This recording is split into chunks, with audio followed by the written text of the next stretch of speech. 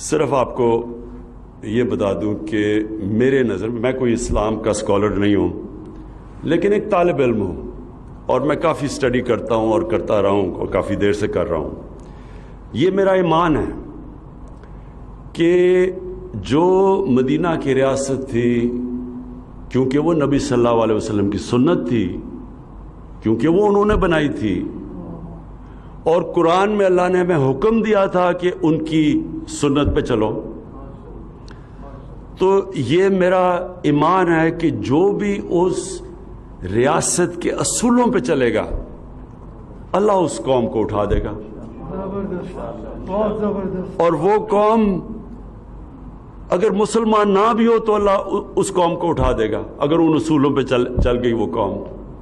اور کیونکہ میں مغرب پھرا ہوا ہوں تو میں آپ کو یقین دلاتا ہوں کہ میں نے ان قوموں کو جو محمد عبدو نے کہا تھا آج سے 125 سال پہلے، میں نے اپنی آنکھوں سے دیکھا مغرب میں۔ دیکھیں جو اصول انہوں نے بنائے تھے نا، وہ اصول آج آپ حیران ہوں گے، وہ یورپ کے اندر، اسکینڈینیویا میں خاص طور پہ اگر آپ جائیں تو آپ کو وہ اصول نظر آئیں گے، عملی طور پہ وہ معاشرے وہ امپلیمنٹ کر بیٹھے ہیں۔ انسانیت کا نظام، یعنی ایک غریب آدمی، اس کو پوری طرح ریاست اس کی بنیادی ضروریات پوری کرتی ہے، جو دنیا کی تاریخ میں سب سے پہلے مدینہ کی ریاست میں ہوا تھا۔ اس کے تعلیم، اچھی تعلیم اور ریاست دیتی اور مفت، اور وہاں یہ نہیں ہوتا کہ 3 قسم کے سلیبس ہیں، انگلش میڈیم، اردو میڈیم اور پھر دینی مدرسے، 3 ڈیفرنٹ سلیبس۔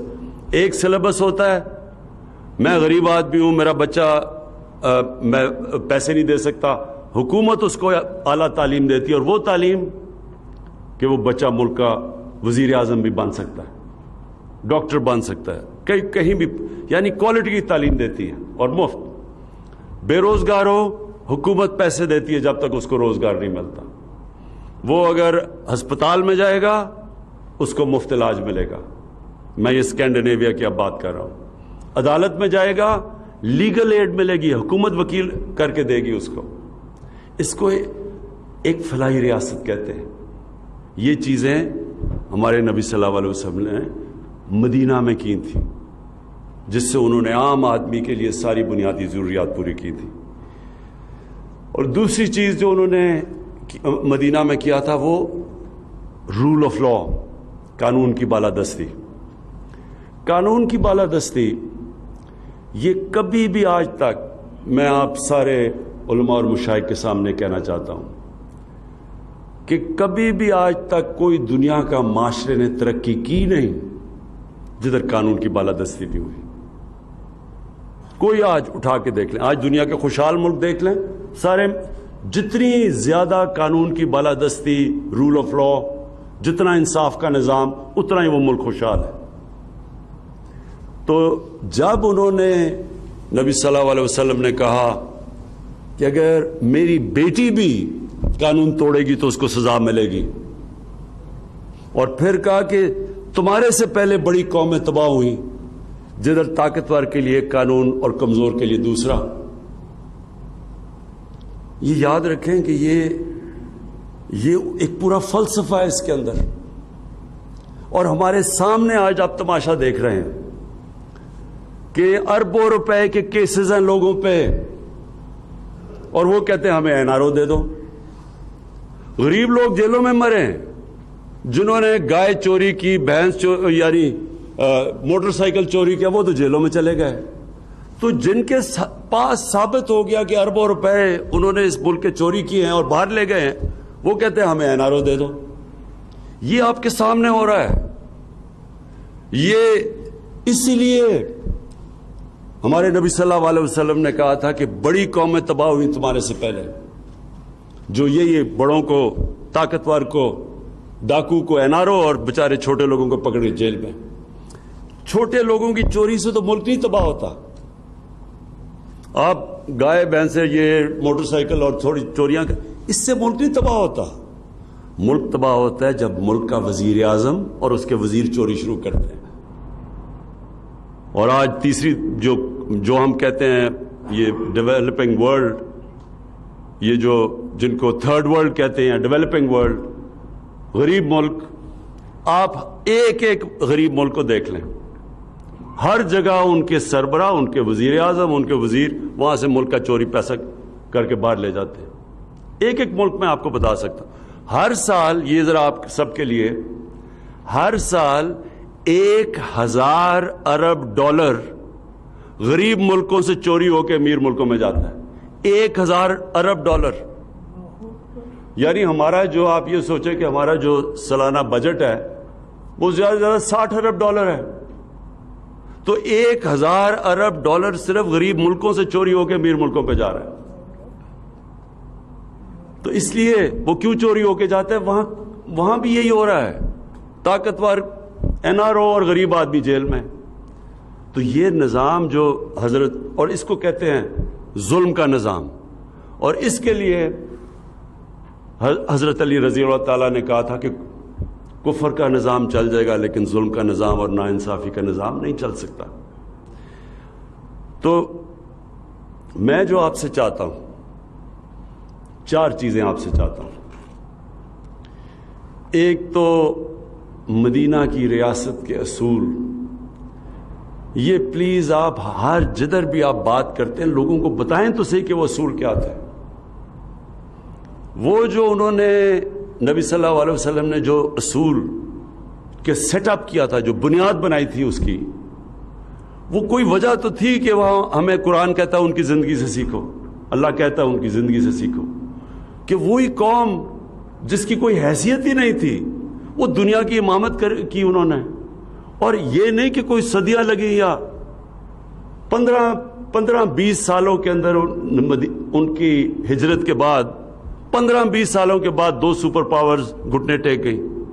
یہ تو تاریخ کا حصہ ہے نا، یہ تو کوئی کہانیاں نہیں ہیں، یہ تو ڈیٹس ہیں، یہ تو آپ پڑھ لیں ہسٹری آف دا ورلڈ، اس کے اندر آپ کو بتا دیں گے کہ وہ ایک ساری دنیا دانگے ہوا کیا تھا۔ کوئی ابھی تک نہیں سمجھ سکتا کہ اتنا بڑا انقلاب کیسے آ گیا، دیکھتے دیکھتے ساری دنیا میں پھیل گئے۔ وہ اس لیے اللہ ہمیں کہتا ہے کہ ان کی زندگی سے سیکھو، ان اصولوں سے سیکھو۔ قوم کو اوپر اٹھانا ہے تو وہ اصول وہ طے کر گئے تھے۔ تو میں آپ سے یہ ریکویسٹ، آپ علماء اور مشائخ، آپ جانتے ہیں ساری چیزیں، تو آپ کو اس کے اوپر پورا لوگوں کو آگاہ کرنا چاہیے۔ اور ان مدینہ کے اصولوں کے اندر جو میں چاہتا ہوں کہ ایک چیز جو مجھے بڑا مسئلہ آ رہا ہے اپنے ملک میں، وہ ضرور آپ بات کریں۔ مولانا رومی، ان سے کسی نے پوچھا کہ قوم کیسے مرتی ہے؟ مولانا رومی نے کہا کہ قوم تب مرتی ہے، انہوں نے 2 درختوں کا بتایا، ایک بڑا خوشبودار اور ایک بڑا بدصورت درخت۔ جب ایک قوم ان کے اندر فرق کرنا ختم کر دیتی ہے، قوم مر جاتی ہے۔ جب قوم ایک اچھے اور برے کی تمیز ختم کرتی ہے، قوم مر جاتی ہے۔ دیکھیں، پیسہ چوری ہوتا ہے پھر آ جاتا ہے، قوموں کے لیے پیسہ آتا جاتا ہے، لیکن جب ایک قوم کی اخلاقیات تباہ ہوتی ہے تب قوم مرتی ہے۔ اس لیے یہاں جو ظلم ہوا ہے نا ہمارے ملک میں، کہ میں دیکھتا ہوں ایک ہمارے 8-9 ہمارے بڑے بڑے صحافی وہ جا کے عدالت میں چلے گئے کہ جی ایک آدمی جو سپریم کورٹ نے کنوکٹ کیا ہے، جس کو،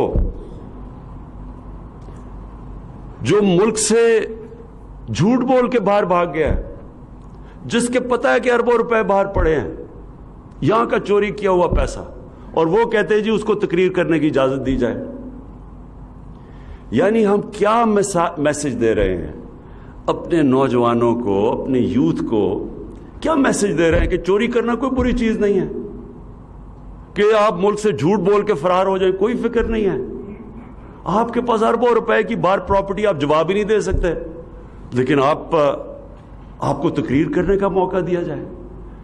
میں کیونکہ مغرب کو پھر میں آپ سب کے سامنے رکھنا چاہتا ہوں، کیونکہ میں جانتا ہوں، آپ یقین کریں کہ اگر اس طرح کوئی آدمی وہاں یہ کرتا پبلک کے پیسے سے، تقریر کیا وہ کسی محفل میں نہیں بیٹھ سکتا تھا. دیکھیں یہ جو کرپشن ہے نا یہ ملک کی سب سے بڑی کینسر ہے, لیکن اس سے کبھی قانون سے نہیں لڑا جاتا. ہاں ہم قانون سے لڑ رہے ہیں, آپ دیکھ رہے ہیں ہم قانونی کارروائی ہو رہی ہے, لیکن قانون سے پورا معاشرہ لڑتا ہے, کیونکہ معاشرے کا پیسہ چوری ہوا ہوتا ہے, میرا تو نہیں پیسہ چوری ہوا.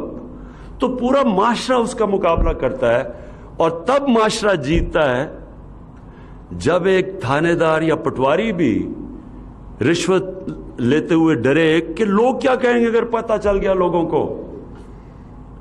یہ سمجھنے کی بات ہے. جب معاشرے کے اندر ویلیو سسٹم یہ ہو جاتا ہے کہ وہ معاشرہ ایکسیپٹ ہی نہیں کرتا جو آدمی اس معاشرے کے پیسے چوری کرے, قانون توڑے, تب وہ معاشرہ جیتتا ہے کرپشن کی جنگ. سنگاپور کے اندر,